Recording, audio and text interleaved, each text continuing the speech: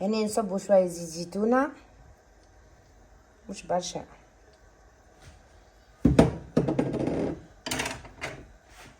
هنا عنا بصل وفلفل وطماطم، نحطوهم الكل مع بعضهم.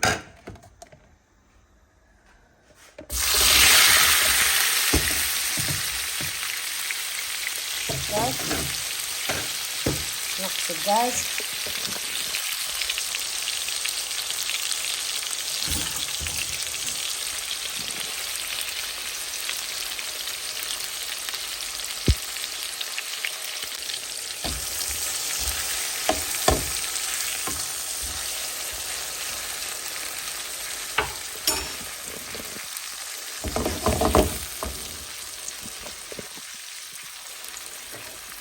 هنا عنا فلفل اكحل، ملح، كمون وتابل، نحطوهم الكل.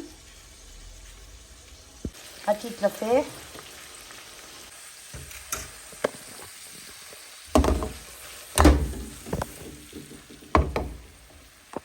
نخليهم شويه يتقليو حتى يذبل البصل.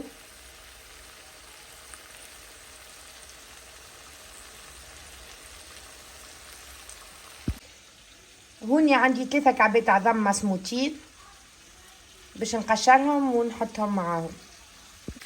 حبيت نزيد نقولكم حطيت سنتين ثوم مبروشين هاكم، ولا تقصوهم تروف تروف.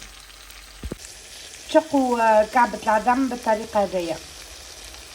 انا الاخرين شقيتهم برشا يا اخي تحلولي هكا، تشقها دوب ما تشقها وتحطها معاهم. خليت الفرماج موتزاريلا نحطو عليها من فوق.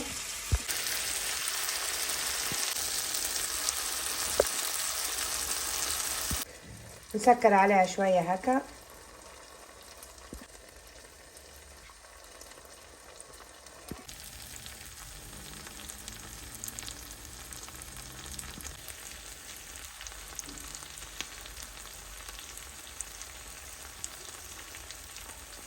وهكا تكون حضرت. هذه أكلة تركية بنينة بصراحة، جربوها تعجبكم. بنينة بنينة تشبه للشكشوكة متاعنا، اما الحاجة اللي زايدة فيها انها العظم مسموط، بعد زيد تحطو طيبو، والموتزاريلا يعني شكشوكة على طريقة البيتزا، ولا بيتزا على طريقة شكشوكة. قولوا ان شاء الله تعجبكم. جربوها بنينة بنينة بصراحة، شاهية طيبة. هذا خبز تركي ما غير عجينة، يعني تصب القوام الكل ومن بعد تحطوا يتخمر دوب ما تلمهم، يعني ما تعجنش، فهمت؟ من بعد تحطوا في البلاتو تشوفوه هو طايب. الخبزة متاعنا حضرت، باش نقصوها توا ونفطروا بها. الخبزة متاعنا حضرت، باش نقصوها توا ونفطروا بها.